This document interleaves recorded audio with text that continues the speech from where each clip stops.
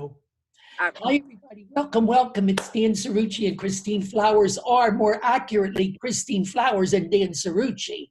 I always I don't need top billing. You get the top billing. no. I give you top billing, Christine. Thank you. You're outside, sitting on the front stoop. We say front stoop of a South Philly row home. Yes, yes, I am. This is very authentic, Danny. I am sitting right across from Methodist Hospital. I'll let everybody see. It's Methodist Hospital. No. And that's because there is no reception inside my house. But apparently on Rittner Street, there's great reception. Oh my God, and that's a classic South Philly street too. Oh yeah, oh yeah, oh yeah. Wow, it's wonderful. You're right in the middle of it, Christine. I am. On a beautiful spring evening, and you look fantastic. Oh, thank you. The wind's blowing, but I hope no birds fly by. So, I mean, since you're in South Philly, we have to begin by talking about the Rizzo controversy, the Rizzo statue, the,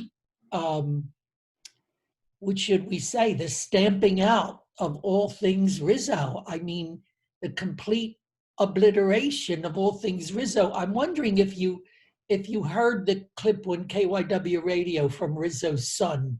He apparently did comment on it.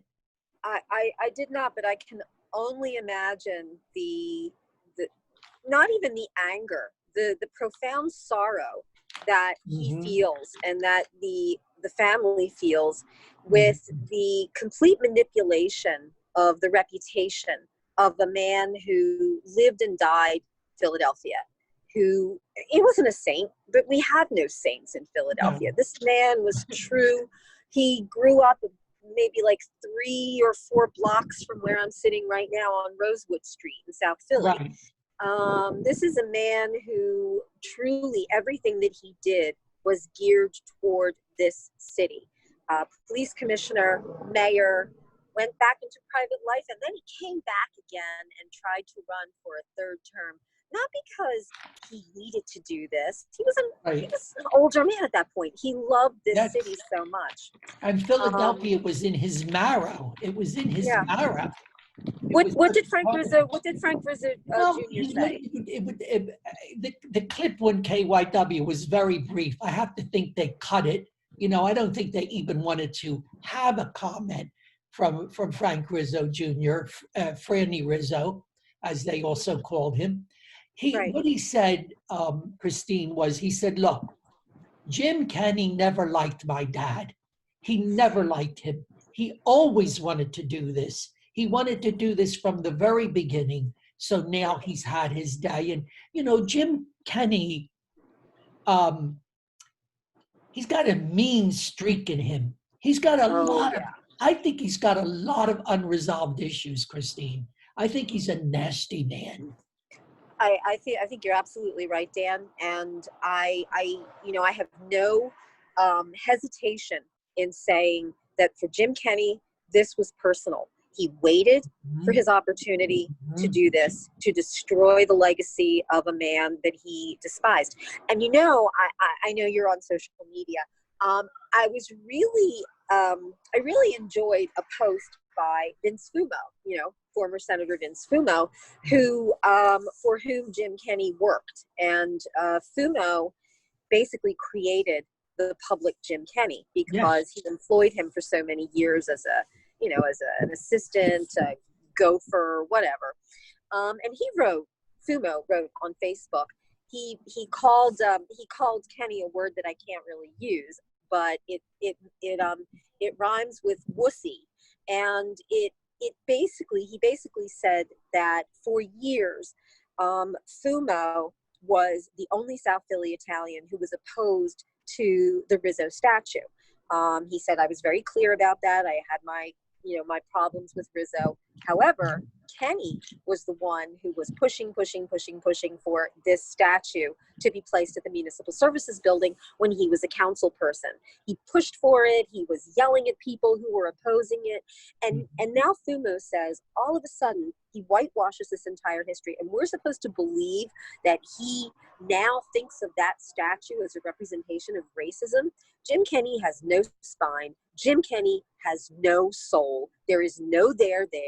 Jim Kenney is manipulated by whatever winds that buffet him, political winds. And he's a disgrace, an embarrassment. And I cannot wait until he is out of office because he makes me embarrassed to be a Philadelphian. When it was in his interest to promote Rizzo, he promoted Rizzo. And when it was no longer in his interest to promote Rizzo, as we say in Italian, Christine, okay? Oh yeah. It's over. It's over. And he didn't think a second thought of it. He washed his hands of it. I mean, I was going to say he had all the compassion of a mob boss, but that's giving him that's an insult to mob bosses. Exactly. I don't want to insult mob bosses, especially while you're sitting on a stoop in South Philly, Christine. I know. The truth is, I'm looking down to 13th and Rittner. The truth is, Jenny, I could respect someone like Vince Fumo who comes out and says, listen, I was not a fan of Rizzo. I fought with Rizzo for decades and what have you, but he has the courage of his convictions and he's authentic. Fumo is authentic. Kenney is not. Kenney is a creature, is a perfect political creature, right, except for the fact that he's not a very smart man. He's not a very smart man. He basically, as I said, prattles off whatever his woke, evolved, millennial, and/or middle-aged assistants tell him. He is subject to whatever city council wants him to do. He is a creature of Helen Gim. He is a creature of the leftist progressives on city council. Right. And guess what? I don't honestly think that he really, truly has his heart in this whole Black Lives Matter movement. He's doing this because he's being told to do this because he's some kind of figurehead. You know what angers me? He's the mayor that nobody likes. He was like mayor by default. Exactly. No one likes this individual. I don't even think he likes himself. I remember when he was a council person, he used to roam around South Philadelphia. I used to see him walking around South Philadelphia with his head down. I mean, clinically depressed or whatever. He just was just not an approachable human being. And for this person it's like the Peter principle. For him to have reached the august podium of mayor of Philadelphia is a sad commentary on the voters of Philadelphia or the people who actually didn't come out to vote. Very because if the majority, yeah, it is. It really is. Another thing that's worrying me tremendously as we speak tonight, Christina, we're talking during a time of a very critical time in our nation's history and a very historic time. We are living through history, important history. And what I see is that the politically correct people, the progressive people, the Black Lives Matter people, whatever you want to call them, they're having their way. They're having their way because they're having more than a chilling effect on us. They are effectively now silencing people. They are silencing people. They are silencing institutions. They are silencing big corporations. They got into academia and to the popular culture, and they've controlled the media. Those things were a given, okay, and for to a large extent the deep state. But now they are silencing and shutting down millions of ordinary people who are afraid to be called racist, and people are taking a knee. I'm going to say this, and I said this on Facebook. I don't bend a knee to anyone but God. I don't apologize to anyone who I personally have not offended. And if I do apologize, I write the apology. No one writes it for me, gives me a script as to what I'm supposed to be saying. Between you and that person. Right. Not an entire you don't go out and legion of flog yourself. Yeah. Right? For example, you know, and you made a great point when you said that people are being silenced. People are not only being silenced, they are being whipped into submission, Dan. There is a food purveyor that you and I both know, DeBruno's. Oh, yeah. Their original location was at the Italian Market, 9th Street, right in the shadow of that wonderful mural. By the way, let me show you. This is my column in the Delco Times today. I call myself, I'm now a member of Antifa because I'm against fascists, only not the type of fascists that we're talking about, the fascists that are shutting down.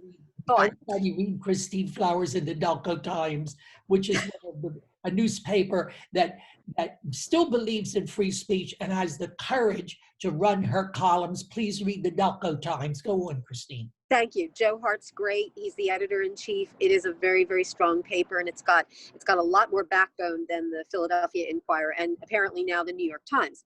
But anyway, to get back to the whole thing with DeBruno's, we all know that there was looting and rampaging over the weekend, and on Monday, I believe, or Tuesday, DeBruno's had been looted. I mean, there was severe, serious damage done to their Rittenhouse Square location at 18th and Chestnut. And so, and police officers had stood guard and really tried to protect that store from the looters and vandals, the peaceful protesters. Right. And so, as a thank you, the Cirucci brothers, who are the heirs of the original DeBruno's, the founders, they decided that they were going to give free lunches, free meals to the police officers as a thank you.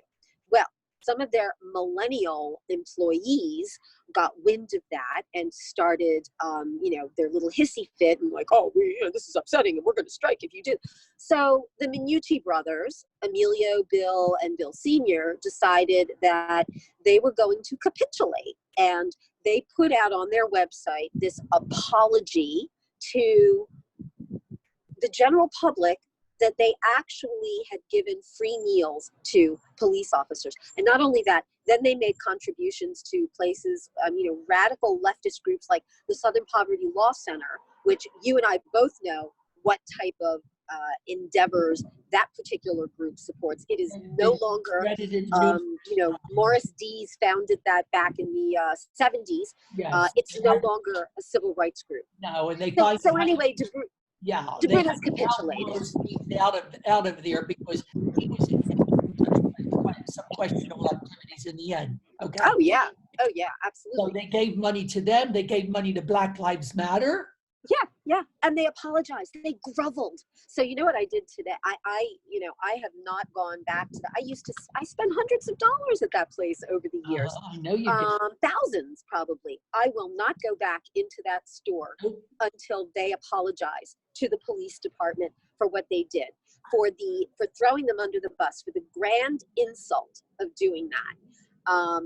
They could have, if they didn't want to continue that policy, fine. They could have quietly discontinued it, but no, they had to go out on social media and bend the knee, and it was almost like bending over and saying, oh yes, please, whip me some more, to the Black Lives Matter movement and the progressives. They had to publicly flog themselves.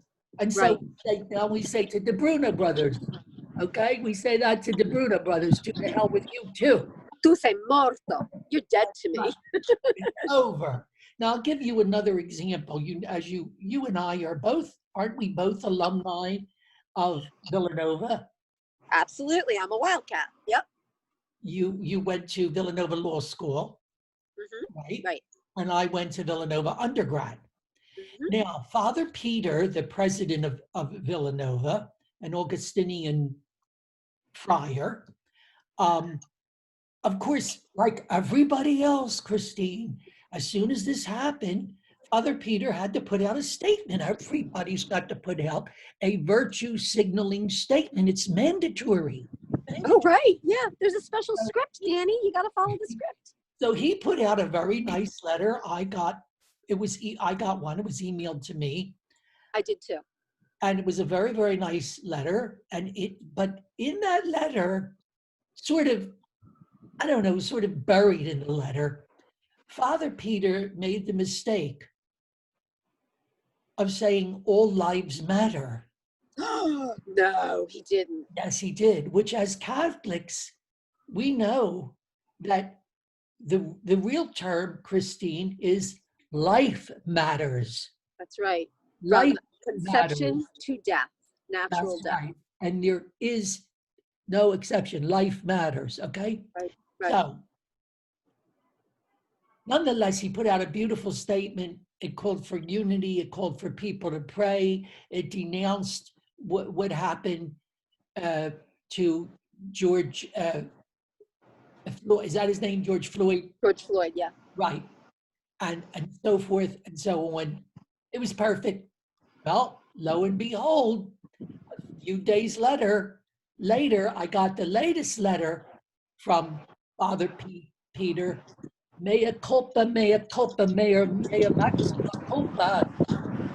He had to put out a second letter in which he several times utters the words Black Lives Matter. He was compelled to do it, Christine. He buckled under as well. And the letter is peppered with politically correct words and phrases.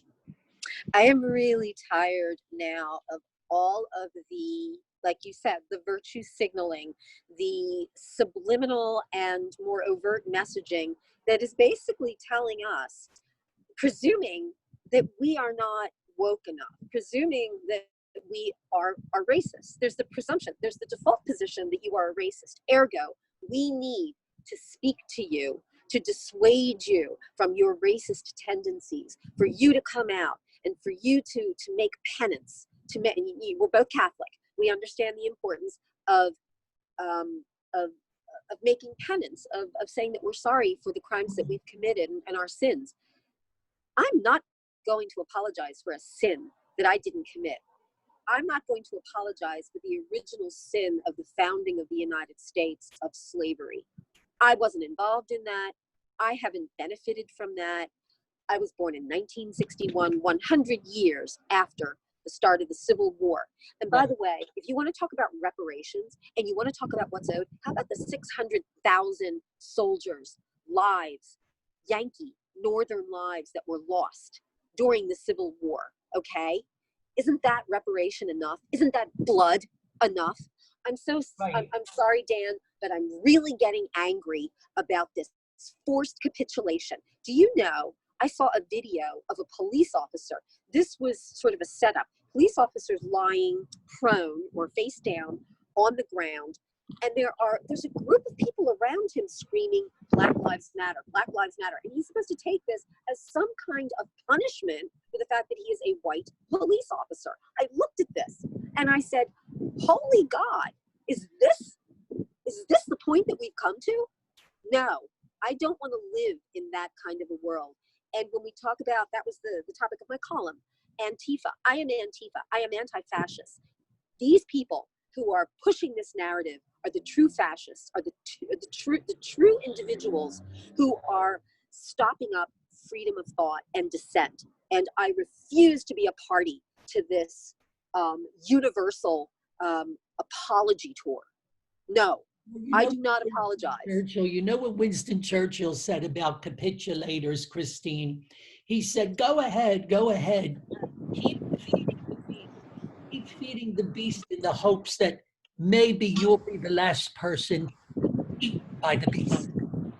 Well done. Stan Wachowski, editor-in-chief at my former employer, the Philadelphia Inquirer, found that out. We should touch on that. Remember, there was a headline this week. Inga Saffron, Pulitzer Prize-winning architecture commentator, had written an article after the rampage vandalism this weekend saying that buildings matter too. Buildings matter. Well, the journalists of color, and I know every single one of them at the Inquirer, were so upset that apparently there was some kind of conflation being made between buildings and lives that they all called out sick with what I call Floyd flu. They didn't come in to work. Dan Wachowski apologized profusely. The editorial board apologized in an editorial the next day, and still that wasn't enough. Stan Wachowski was forced to resign. On the same day, James Bennett, opinion editor at the New York Times, was forced to resign because he published an opinion piece. The opinion editor published an opinion piece by Tom Cotton, Senator Tom Cotton, that people didn't like. Brilliant guy. I believe he was a Rhodes Scholar, Tom Cotton. Cotton's brilliant. Cotton's amazing. He's wonderful. He's good friends with Pat Toomey, the only one of our senators that's actually doing anything these days. Right, exactly.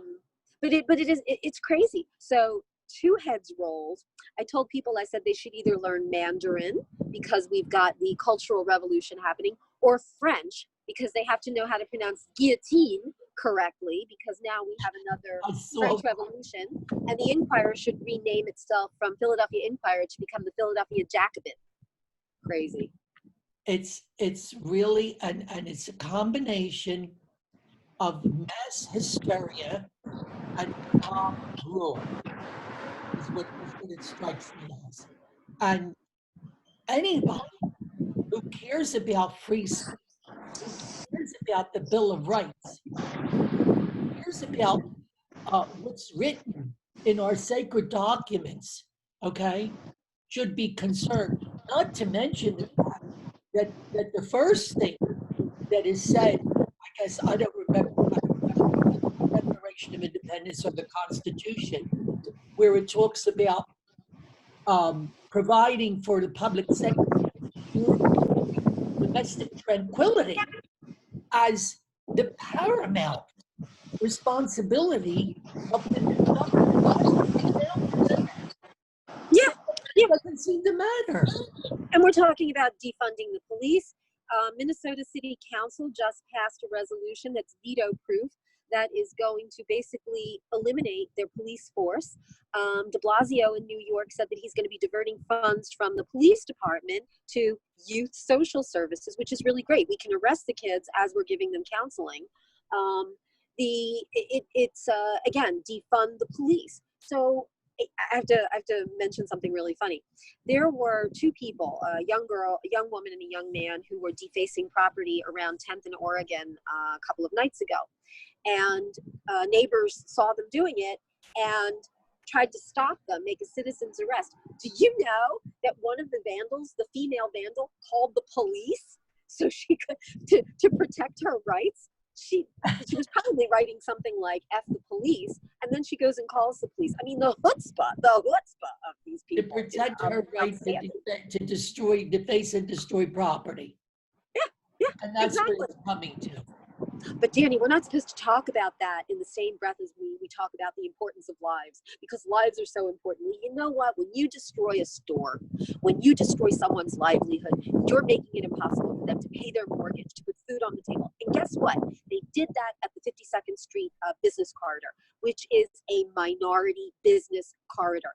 Those people, I remember there was video footage of our impotent mayor, Kenny, looking down as he was being berated by African-American residents of that corridor, saying, look what's happening. They've destroyed our livelihoods. And yet Kenny comes out and says, we have a racist society and I support Black Lives Matter. And nobody is calling, this is not just 5% of that group that's doing the vandalism. It is a much larger percentage there. And I wish people would finally just come out and have the cojones to tell the truth and not back down and be afraid and be apologizing left and right. This is craziness.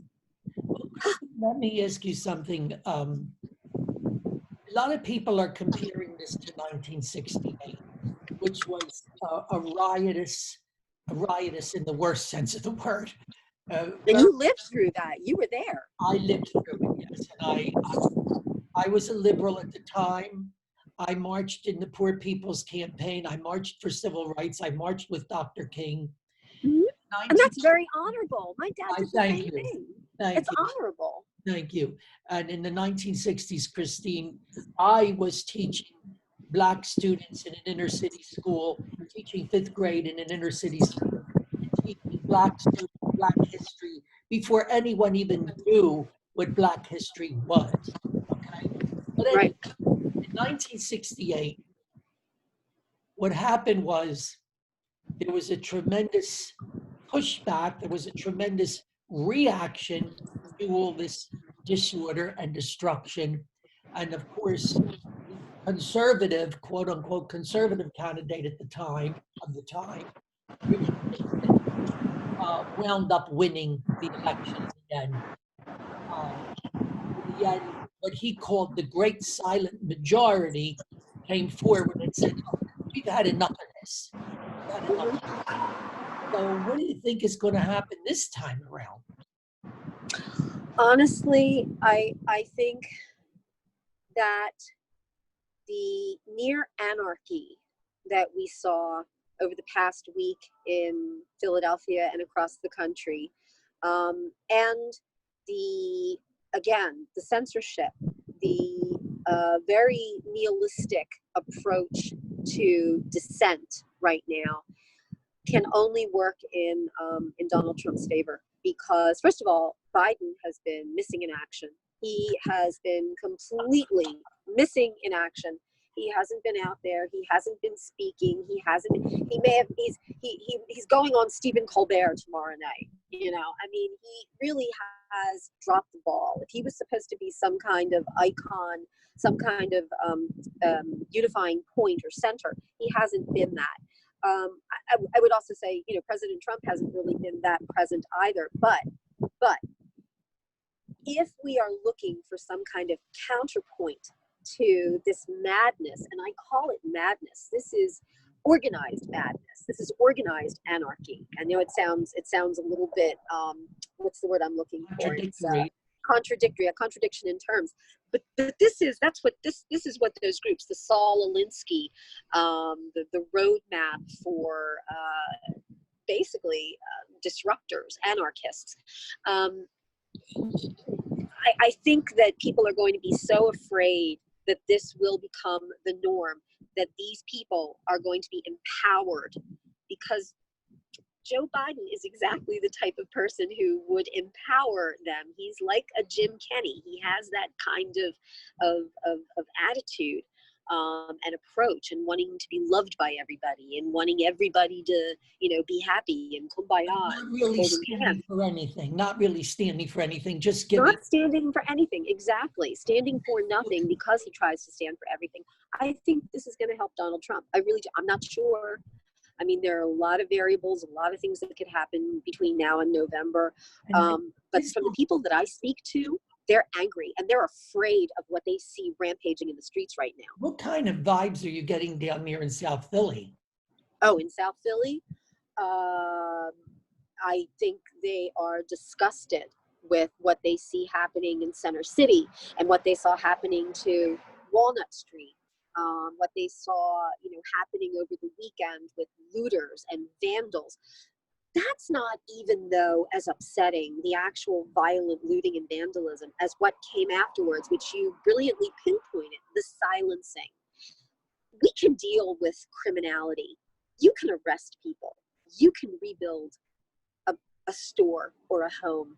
What you cannot do once you go too far is to give people back their voices and to make them not afraid to speak out. The silencing, I call it the great silencing. What is happening now and what is being aided and abetted by the media, Philadelphia Inquirer, the New York Times, and so many other publications. 90% of the media. That's the danger. That's the danger. And unless people speak out, and I know they're going to say, oh, she's, you know, some crazy hormonal woman over there screaming. I see what's happening. I see people who are afraid to speak out. They reach out to me. They email me. They say, thank you so much for saying what I want to say. And I write back and say, please don't, I'm not your spokesperson. Please say these things. One voice saying it, two voices saying it, you saying it, me saying it is not enough.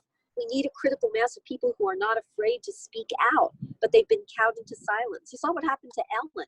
Ellen DeGeneres puts out this lovely, you know, supportive tweet about how, and I want to give a plug to our both of our dear friend Stu Bykowski, who wrote a fabulous commentary. Amazing. Go to stubykowski.com and read it. And he God wrote about bless what him. happened with Ellen DeGeneres. She wasn't apologetic enough. She didn't grovel enough, and so she had to go out and put out another statement. If it weren't scary, Danny, it would be comical. It's like, well, the first apology isn't good enough, so we have to make an even more soporific This is apology. when groveling, Christine. You think there's an element almost like a vengeance behind that? What is motivating this? It's incredible. I can understand the rage at the death of this man. I mean, right to be enraged. He was murdered. Yeah. Why insist that other people, in many cases, people who had really had nothing directly to do with it, maybe arguably had nothing indirectly to do with it. We're getting into the whole issue of systemic racism now, and that's a whole nother thing. But do you think that like vengeance, some degree of vengeance or something is behind this, or what?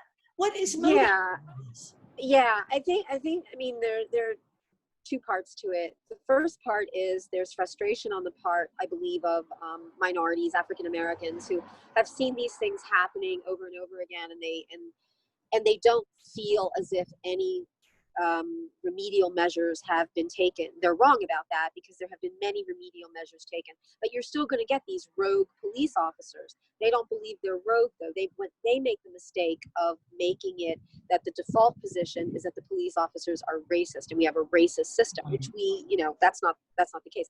But I think what you mentioned, the whole vengeance thing, absolutely.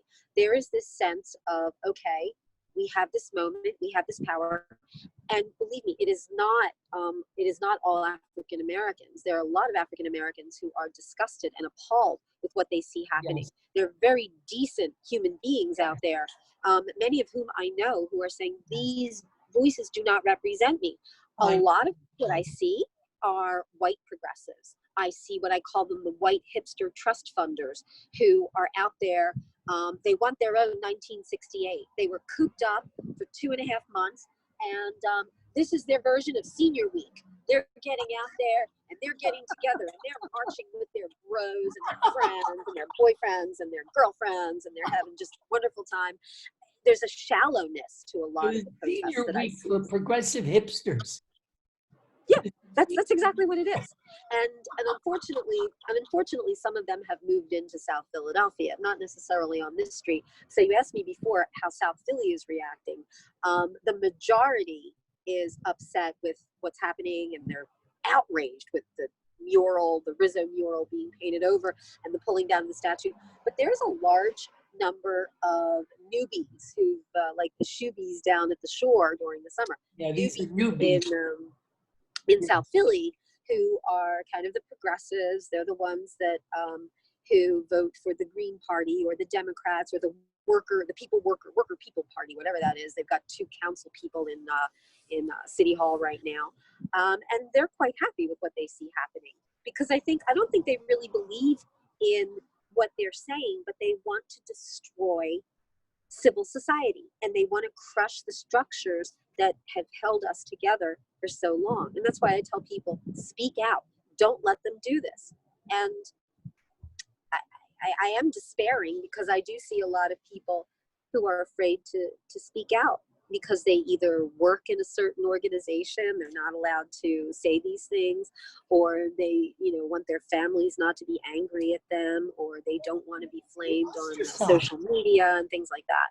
They will be ostracized. Right, exactly. They will be shunned. It's like I have no friends anymore anyway, so I don't care. I'll just keep saying it. Why don't we conclude with this, Christine? You have been so courageous during this period. I think you've been so courageous. You've taken numerous hits yourself. Okay, you've been thwacked around here. I mean, seriously, now I've had people insult me and so forth. Oh, you have. I've seen that too. But what's happened to you, you have a higher profile than I do, and you really have been thwacked around, and it's really must be at the very least maddening. I have to ask you, where does this core of determination and the ability to keep going forward, this gutsiness and all, where does this come from in you, Christine? Where is it from? Where do you get it from? My Italian mommy and my Irish daddy. And also I think this sense, as you have the same sense, that there are certain values and certain things that are worth fighting for. And if we capitulate and we remain silent, we are no better than the people that we oppose. You know, I mean, listen, I'm not going to change the world. We're not going to change the world in our lifetimes. But at the very least, we can die with the knowledge that we made an attempt to leave a footprint. We made an attempt to have our voices heard. You marched in the peace movement. My dad he wasn't a freedom rider because he didn't get on a bus, but he was an attorney who went down south in 1967 to Hattiesburg, Mississippi, and he had a run-in with the Ku Klux Klan. And he was much more courageous than I ever will be, and he faced dangers that are much greater than those that I will ever face. I face people yelling at me on, Facebook and Twitter, and I've had people yell at me in the street because somehow they recognized me. It's nothing compared to what you faced and what my dad faced. So I guess I cannot imagine being silent. And also I'm ornery. So, I mean, I'm an Italian-Irish woman who's the oldest of 5 kids. So I'm very bossy as well. And I also don't like injustice. And I'm an immigration lawyer. And I think this is the last part that really gets to me. I see on a daily basis people who have suffered under totalitarian regimes, and they have fled to the United States for safety. And they deserve a better country than the one that is being refashioned by these anarchist, leftist people who really do not love the United States. They love their idea of what the United States should be. And it's not a very open, diverse, empathetic United States. It is a very cruel one. And again, I think they're Jacobins. I really think, which is a good thing, because remember what happened to Robespierre, the leader of the Jacobins. He got guillotined. So they better be careful, because they may end up doing themselves in. Be careful what you wish for. This has been a spectacular conversation. I'm going to put it up at 10 o'clock. Unedited. Once this is heard, it's going to go up. I hope everyone here will be watching it, Christine. I loved it, Danny. I should do this on the steps more often. Oh, this was fabulous. I should have been out on my terrace over here. Next time, when we can actually do the social distancing, we'll both sit on the steps here, okay? Absolutely. We will do that, Christine. Okay. I love you. Thank you. Bye. See you soon.